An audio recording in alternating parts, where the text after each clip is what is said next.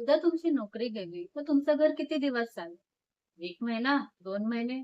की तुमच्याकडे याचं उत्तरच नाही. समजा तुमचा मंथली इसेन्शियल एक्सपेन्स आहे ₹30,000. आता तुमचा जॉब लॉस झाला, मेडिकल इमर्जन्सी आली किंवा घरात मोठा अनपेक्षित खर्च झाला.